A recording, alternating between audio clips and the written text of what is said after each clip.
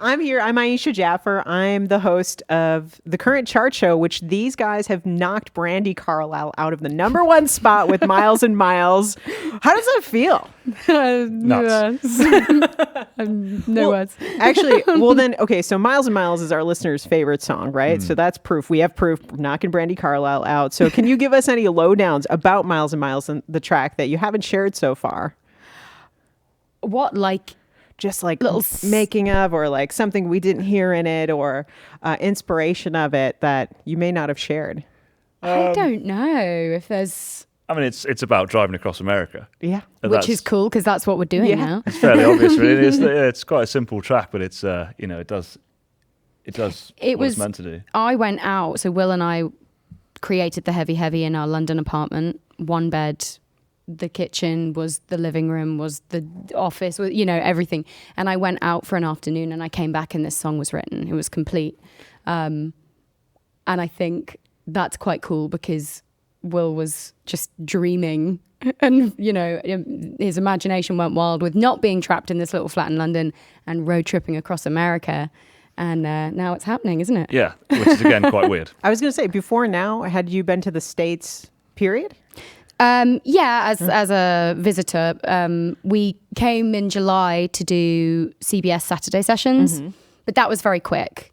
It was fly in record in the studio, go. So it's really nice to be playing live and meeting people and yeah. Is there any like takeaways of touring the States so far that have surprised you?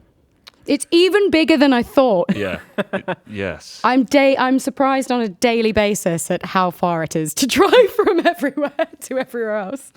Yeah, it's nuts, isn't it? But also, actually, the music lovers here are such music lovers. And the crowds are, I'm not throwing shade at the UK, but we're quite a reserved people. And Americans are a lot more vocal, and that's awesome. People shouting out during set and stuff. You're like, it's like a conversation. Yeah. So you've been given permission, everyone, to shout out as much as you love. Yeah, just heckle us. Yeah, bring it on. So Life and Life Only, it's out. You've got 6 songs on that record. We love it. And to me, it feels like it's something like, this is like live in the present, like do it in the present. But what is your hopeful takeaway for people for this record?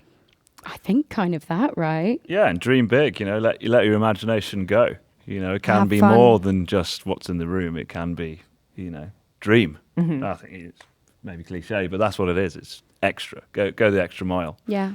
Is that the heavy, heavy part of it? Because to me, the music is so light and fun. I'm wondering why the heavy, heavy?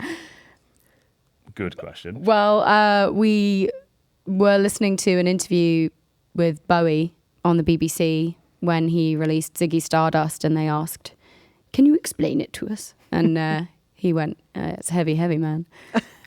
Well, that's cool. Yeah, it is quite a contrast to the music. And, it's quite cool, But I like that. I love it. I feel like now you got to take that answer for most future interviews. If you don't want to answer a question, just say that.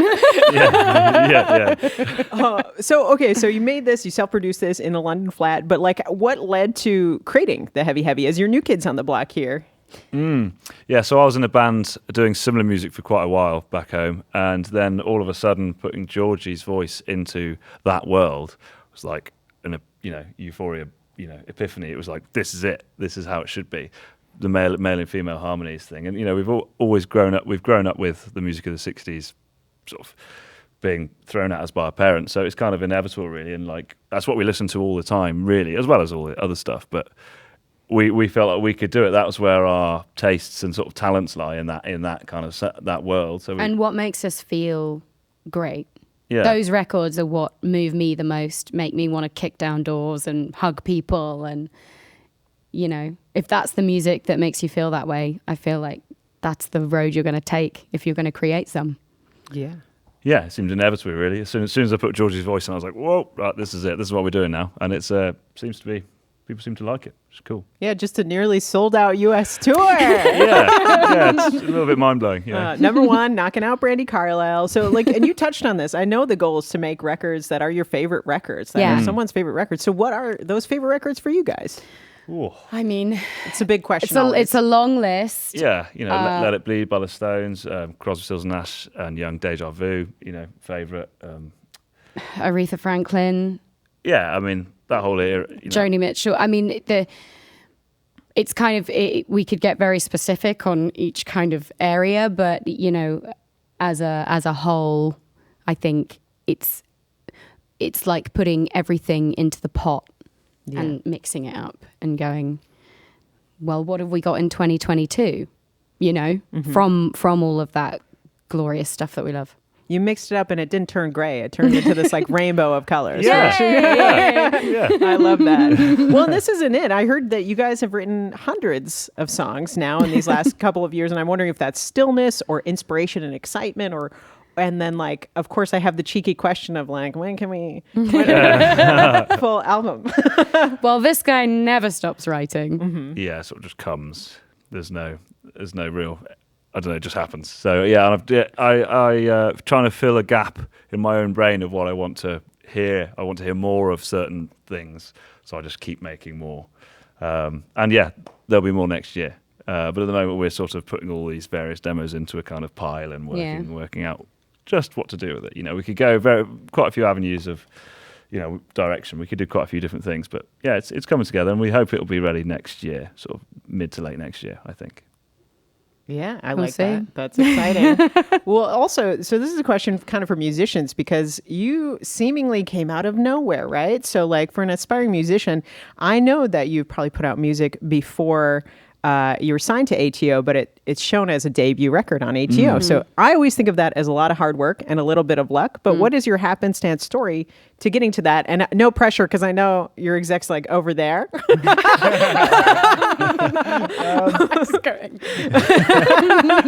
Yeah, I mean, they called us one day, didn't they? They did. That's the crazy thing. Like, I think you dream of this situation, but it might never happen. But if you're compelled to create, you have to create, and you work hard and you do loads of different jobs and you keep going and you get doors shut on you. And I don't know, something happened. And I mean, well, I'll tell you what happened. We were found on social media. I complain about the thing, but it's where we were discovered. So you've got to love it. We were put on a playlist, and then someone heard that and they sent it to the record label, and the record label sent it to management, and suddenly everything kind of came together in about 3 days after wanting it for years and years and years and years and years, And now you're miles and miles down the road, and here we go. Down the river. Exactly. I mean, yeah, we got this. We can make this a whole story. Yeah. Before I let you guys go, is there anything else you want our listeners to know? Because you're new here around the block, and I want them to know you. I don't know. I don't think we've got an answer for that. I don't think we have an answer. Do we have an answer for that? Go to the shows. Yeah, come see the shows. Come buy a vinyl. Come get it signed. We want to meet you, and let's have a great time. Yeah, let's have some good times. Yeah. Awesome. Well, thank you guys so much. The Heavy Life and Life Only is out now here at the Current Studios. Thank you guys. Thank you so much.